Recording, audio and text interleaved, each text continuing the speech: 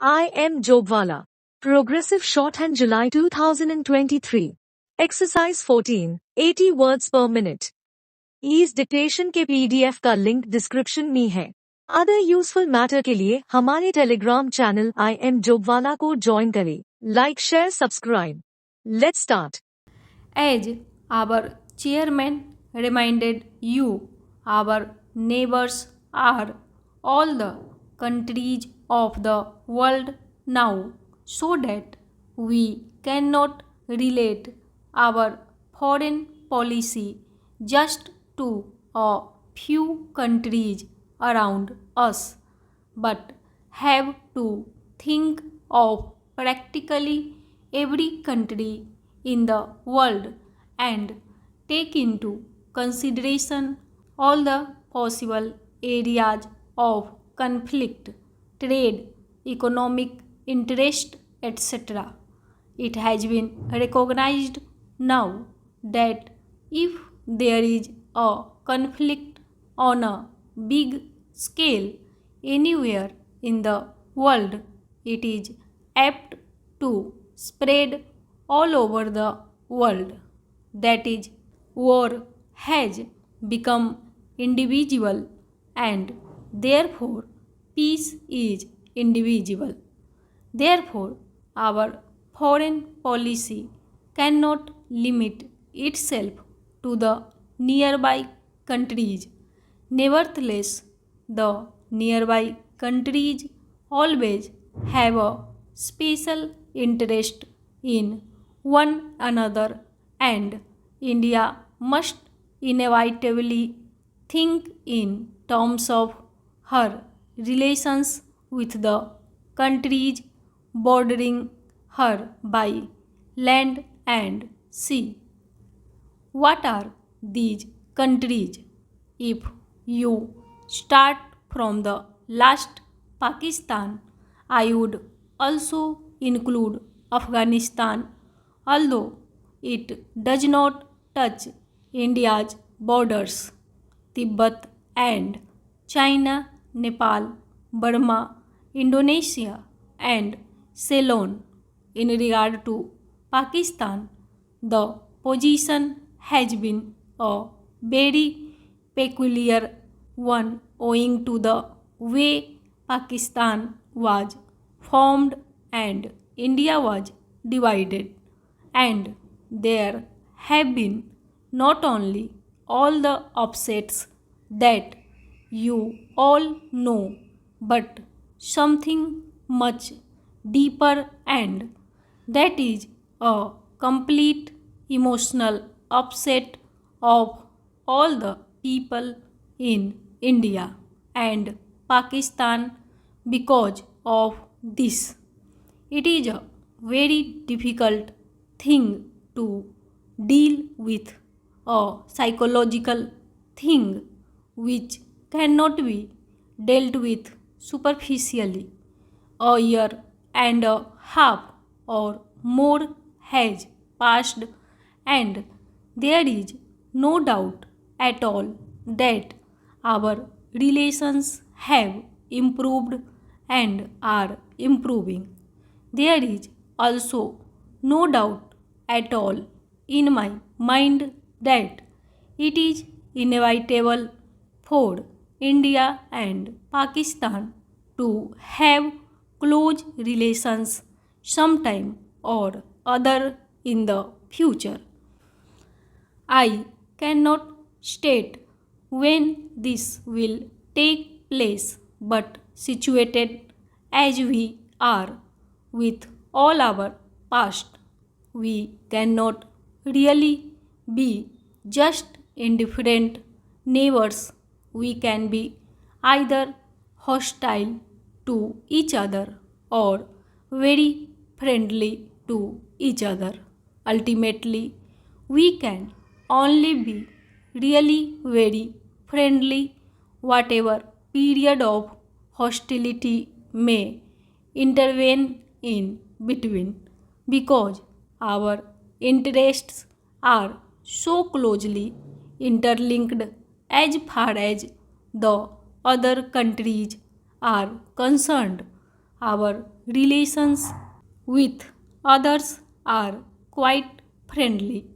Take for instance Afghanistan, and our relations with Afghanistan are exceedingly friendly, and our relations with Tibet, Nepal, and all the neighboring countries are also very friendly.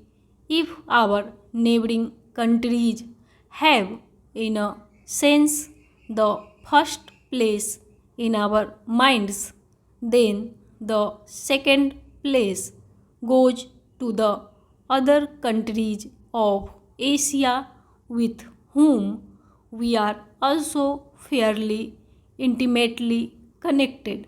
Now, India is very curiously placed in Asia, and her history has been governed a great deal by the geographical factor plus other factors.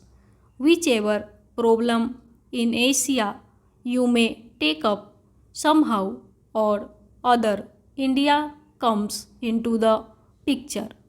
Whether you think in terms of China or the Middle East or Southeast Asia, India immediately comes into the picture. It is so situated that because of past history, traditions, etc., in regard to any major problem of a country or a group of countries of Asia, India has to be considered. Whether it is a problem of defense or trade or industry or economic policy, India cannot be ignored. She cannot be ignored because, as I said, her geographical position is a compelling reason. She cannot be ignored also because of her actual or potential power and resources. Therefore, whatever our own views may be, by virtue of her practical position and other reason, India is bound to play an important part in Asia, whether it is Western Asia or the Far East to Southeast Asia.